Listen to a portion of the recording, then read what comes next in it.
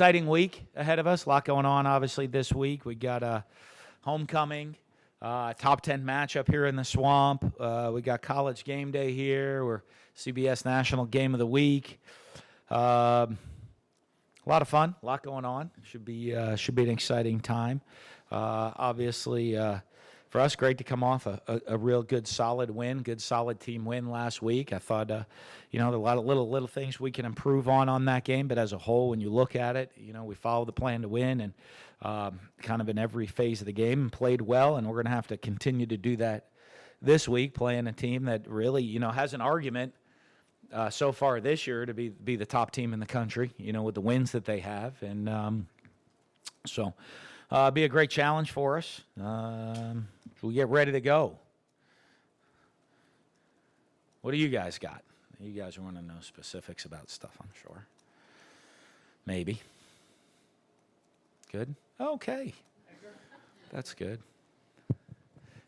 This is, like you just laid it all out. I mean, this is going to be an exciting week for everybody, players. How do you kind of manage the surge of energy, just the focus, and do you try to also make sure they can decompress along the way too, so it's not just 6 days of intensity? Well, I mean, this is what you come here for, to play in these games. This is why you come to Florida to play in big games like this. So we don't shy away from it. I mean, the intensity needs to be there within our preparation all week. But I think a couple things. You look. I mean, we had all the little things going on. We had cameras here all week last week with HBO. We'll see how that looks Wednesday night, my HBO debut. You never know. So I think, our guys, we've had stuff around, and I think they know, though, this is where you got to pick up the intensity. This is what you go for. And I don't want to downplay last week. I talked about last week was all about us, all improving, all of that stuff. It's hard to keep yourself at peak intensity every single week for a long season. And, this is one of those weeks you don't really need to do that. If we do, we're in a lot of trouble. I mean, right? I told our guys today, if they need me to give a rah-rah to get us going, they're pretty messed up in the head right now. This is what you come here for, to come play in these games. Just how much do you enjoy these kind of games, challenges? It's rare you get 2 top 10 matchups. I was looking through. You've only been in a few of those your whole career. Yeah, even here when you were here with the Gators. I've got an opportunity to play a lot of top 10 teams. I just wasn't always top 10 at the same time. As a head coach, but I love them. This is what it's all about. These are a lot of fun. These are fun games to be a part of. Are you now a member of the Screen Actors Guild? I wondered that. I did ask that question. I'm not like to HBO people. I asked it to John Clark last week. I'm like, I wonder if I get, I guess wouldn't I have to pay dues? Probably. Yeah, but you'd want points on the, you want points back on this, rating points. Oh, you do? Yeah, I don't know. I don't know. We'll see. You got 5 guys coming back this week. A couple of them missed multiple games. How do you knock the rust off, and are you worried about that, given that they're pretty experienced? The guys that are veteran players, I don't worry about as much, and the key is just getting them back into the flow in practice and getting them the practice reps they need. Some of them, I'm not gonna say everybody's 100% coming back into it, but they're gonna be ready to play, and getting them prepared throughout the week to be ready to be as close to 100% on Saturday as possible is the most important thing. So that's the concern of getting them to go. But I'm happy to have guys coming back. Did those guys get a lot of reps previously? Minimal. Because we've really been trying to rest guys, Freddie Swain got some reps, Juwan Taylor got some reps, Ventrell Miller got some reps, CJ Zuniga haven't gotten a ton. Who else is coming back? Sean hasn't gotten a ton, but since he's been out. So, with all those guys, though, but we'll get him some reps this week leading into the game. Dan, what do you see out of a Kevin Steele defense? You've gone up against him a few times. Really, they're always very, very sound in what they do. They're going to be very aggressive. When you look at this defense, he'll play to his strengths. he's a good enough coach to be able to play to his strengths and put guys in position to be successful. And they probably got 3 guys that could have been high draft picks last year that came back, and it shows a lot about their program and where they're at. We had guys leave. They have guys that came back that probably would have been drafted ahead of where our guys got drafted that left early. So they have some talent, especially up front on the defensive front. And, they can cause problems, and they're disruptive that way, and then they're aggressive, play a lot of man-to-man coverage. They're going to be aggressive and come after you. So to follow up on that, what is so impressive about the defensive line, which is arguably one of the best in the country? Well, yeah, the talent. They have talent and depth. Like I said, they have guys that could have been high draft picks last year that decided to come back for their senior year, and so, they're not lacking in the talent and the depth department. What's the scouting report looking like on Bo Nix? He just won Freshman of the Week for the SEC. Yeah, I think he's come along. I remember watching all the high school film last year. I thought he was one of the best, if not the best, certainly one of the best high school quarterbacks coming out of the country last year, where we ranked him very close to the top. And for him, a guy that grew up, kind of wanting to play for where he's at. But I think he's handled it very well. So I think he's got talent, and you just see, he's already had to play in some big games and big moments, and he's handled that pretty well as a freshman. So, he can throw, he can run, and he's a talent. Dan, your recollections on playing against Auburn, you had them in the West, you had them here a little bit, not much. When Urban was here, you guys didn't play them. We played them twice in the 4 years. Yeah. But what's crazy is, right, that's like the last time they were here. Yeah. So I was here.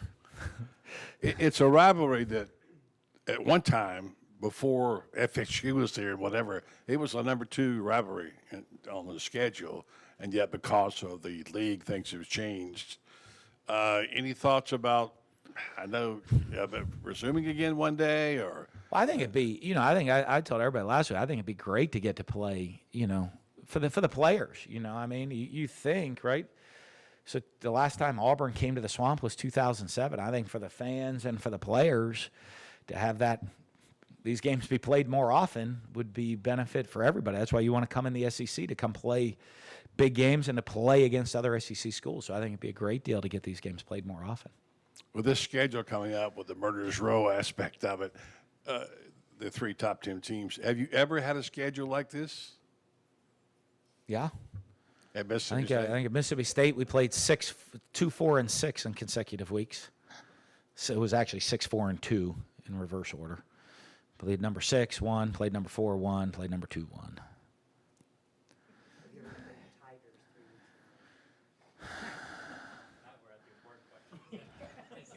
There's a good chance, because I was in the West for a while, and there's a couple Tigers over on that side of the league, right? So. It's going to be the battle of the visors. Does Gus wear a visor? He said it's because of Spurrier also. All right. He's stealing your thunder. Well, we got Coach Spurrier, though, so we have the edge. Exactly. But what do you like about the way he runs offense? Gus, I mean, I've known Gus for a long time, since back he was coaching in high school. And I think one thing you look, about him, he's not afraid to be an innovator within offense. He has systems that he runs, and he knows, and he's not afraid to create outside of the box within his system to put his players in position to make plays. He has ways to get guys the ball. They're very sound in what they do. He knows how to scratch where it itches.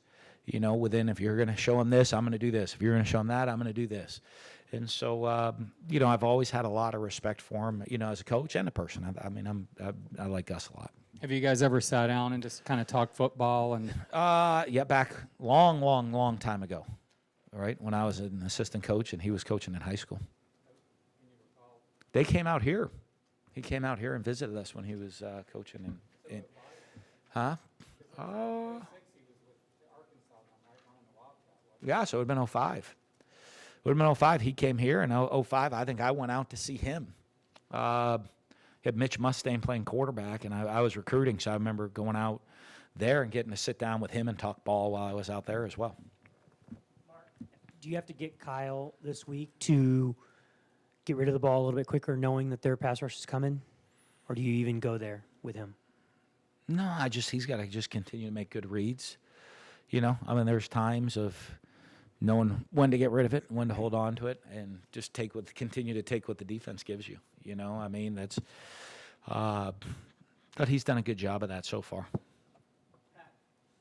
Hey, Dan, is that something you're worried about, the fact that you guys haven't been able to get a lot of plays? I think you're averaging 63 or something a Yeah. game, and that they can kind of control the game as a result?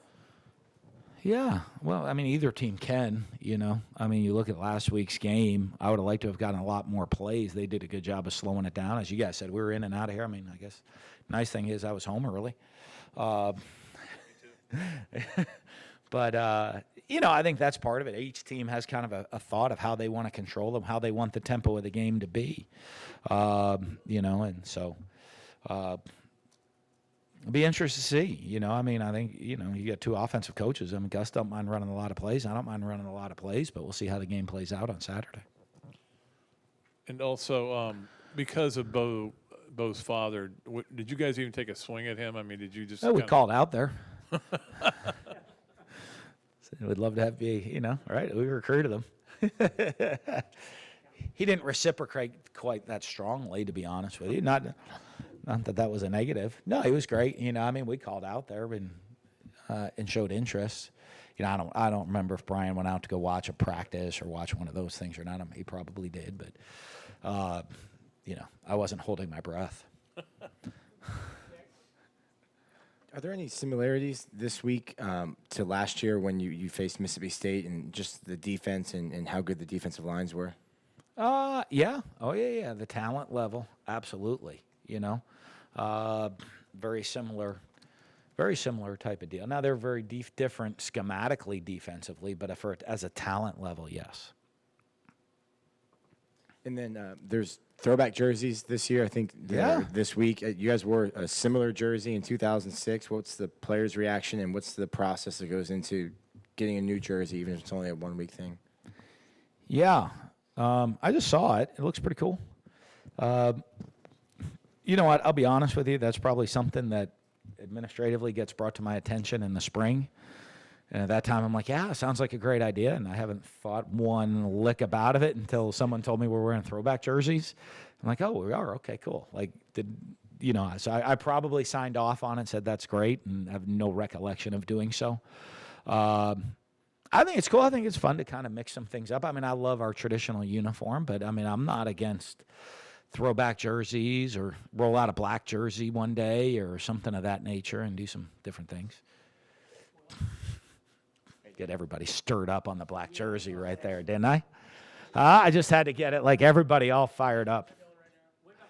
I'm trying to get more followers. The swamp one was interesting. Yeah, but guys liked it. Like the players kids thought it was kind of cool. But it was like it was weird. It might have been cooler up close than it looked like, I think, from far away. Hey, Dan, you mentioned the defense and kind of similarity between Mississippi State's.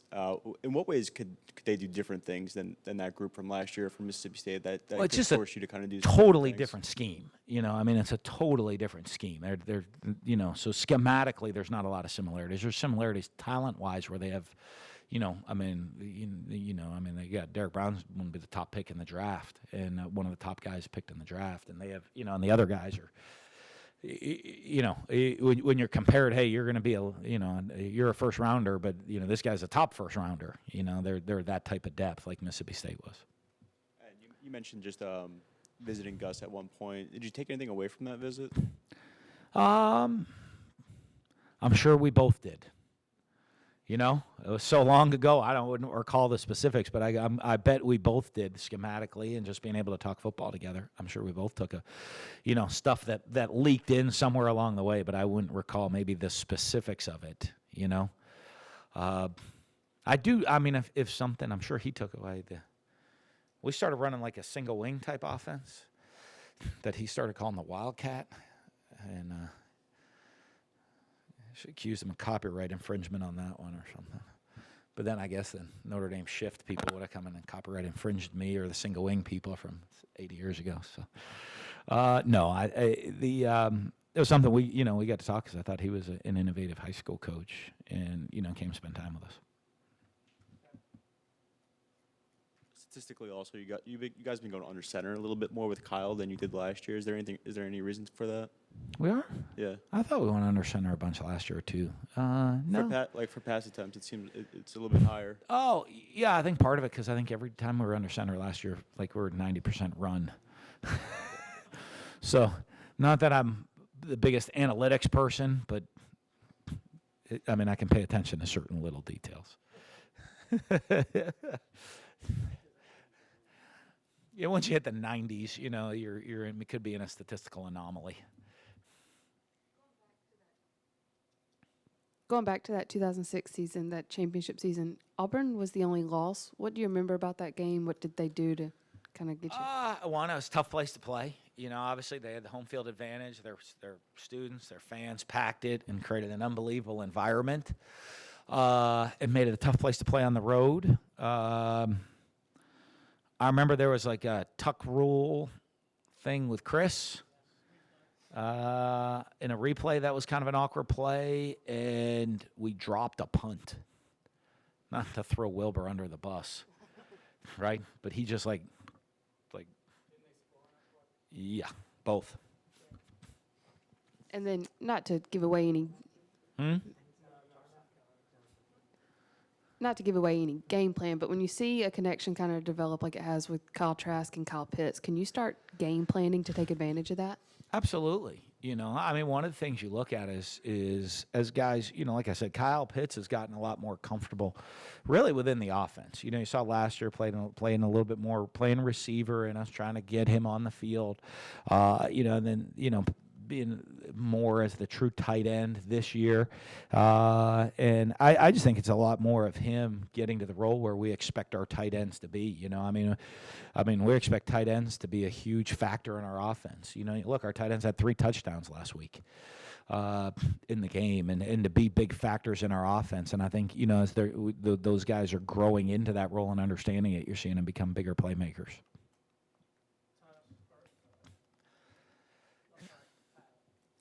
Yeah, and the 07 game was when your appendix came out, right? Yeah.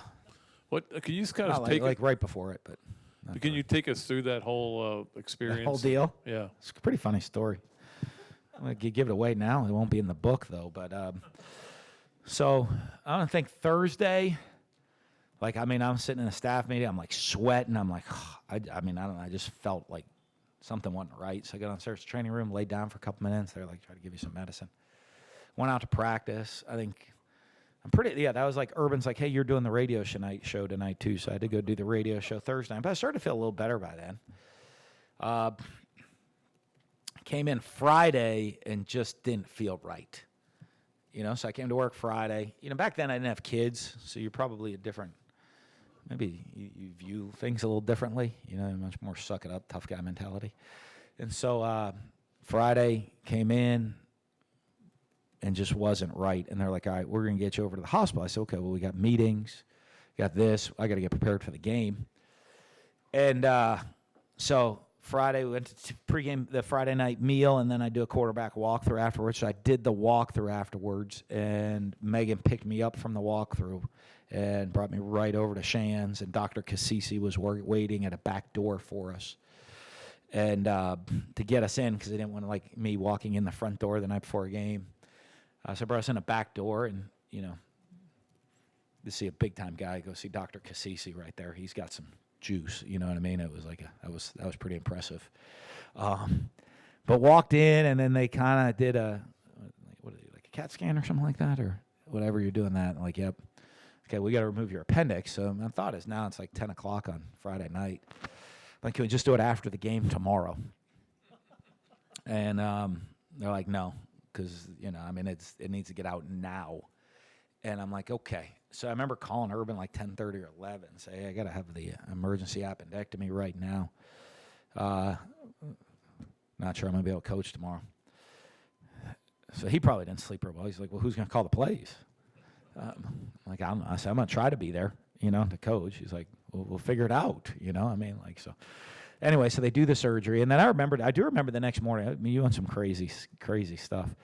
So the next morning I get up and they're like, okay, before you can get signed out, you got to like be able to pee so many times, right? You got to be able to walk around. So like I give me this big jug and I'm like pounding water and I'm like doing laps around. And the lady's like, what are you doing? I'm like, well, I'm walking around and trying to drink so I can pee so you guys can get me out of here. I got to go coach a football game. And they're like, well, you just go relax. So they had me go relax. Came and signed me out to go to the last walkthrough. So I went over to the hotel for the last walkthrough at 3:30. Got in the police car to come over to the stadium. I'm like, okay, I'm not going to do Gator walk. I'm just quick walk through, and I'm just going to be here. I'm going to go to my office, try to sleep off all the drugs, and get ready for the game. And we end up getting kind of a minor fender bender car accident, and the police ride over here. I mean, just insanity. So I go and I sleep for about 2 hours, and I'm trying to get off the pain medication, so I'm a little bit clear in my head, and then Meg's like, what are you doing? So they get me set up in the press box, and I had a phone to call down at halftime to make adjustments. And, we weren't playing real well, so I'm like, I got to get down to make the adjustments in person. And Dr. Cassisi was sitting in the box the whole time keeping an eye on me. It was pretty crazy. No. Oh, no, I didn't want anybody. No one knew. I wasn't big into making it like a big deal. I don't think anybody knew until well afterwards that this had happened. So I just Did you kind guys of get shut out in the first half? yeah, did we? Yeah. Yeah. Thanks. Yeah. I don't know. Dr. Caesar reminds me. He's like, you didn't call it a real good game that night. He said, they were pretty good too. I know we lost on a last-second field goal. Yeah, but I mean, do you think it affected you at all? The play calling? No, probably not. You might not remember. To be honest with you. No, I mean, I remember it. I mean, my wife now, my wife's like, wait, are you completely out of your mind? Dr. Shee's like, you're completely out of your mind to be doing this. And honestly, probably now I have kids and all that stuff. I'd be like, it's just a football game. So, I don't know. I probably would have been still in the hospital bed watching the game from the hospital room today. Dan, you've been pretty patient with the O-line so far, but you had a little bit of a different tone Saturday. Is that just trying to maybe push different buttons? Oh, we got to see. No, yeah, we got to push buttons. I mean, I push plenty of buttons. Hevesy pushes lots of buttons. We're not. We get after the guys. I just they got to know the sense of urgency. I think that's the biggest one. You know what I mean? They're not bad guys. They work hard. They're good guys. They try to put in the time, but they got to understand is the what putting in the time means. What hey, we got to practice, but you guys. What are you doing when you leave here? What extra things are you doing to make sure that you're improving? And making sure they understand they need to do that. Because what they're currently doing is not enough. How much does this spotlight just help recruiting? We'll see. I don't know. I'm sure there'll be a lot of people wanting to come to this game. So, but we'll see how it does. It doesn't hurt. Certainly doesn't hurt, is right. You're gonna have college game day here. I not just recruiting for football. I think it's great for the university, and recruiting top athletes, right?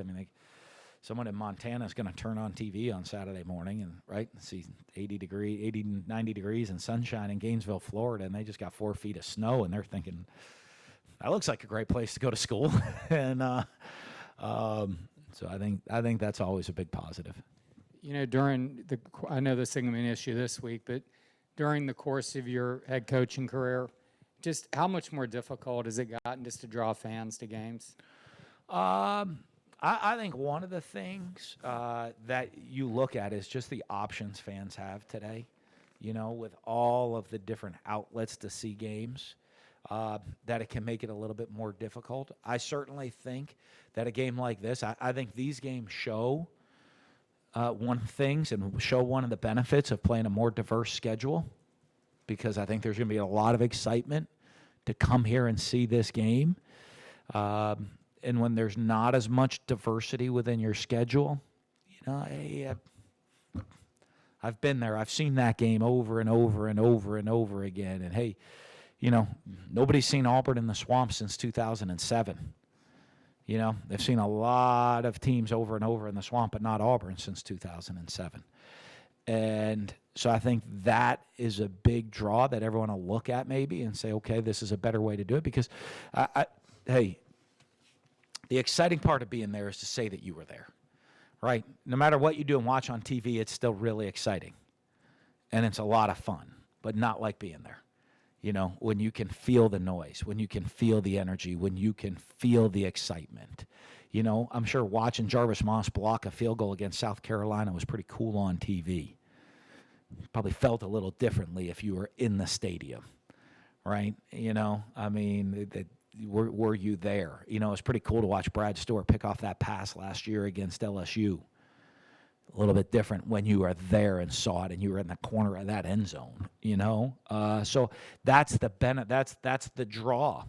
But I think the diversity within the schedule really builds even more excitement for being there and seeing different things.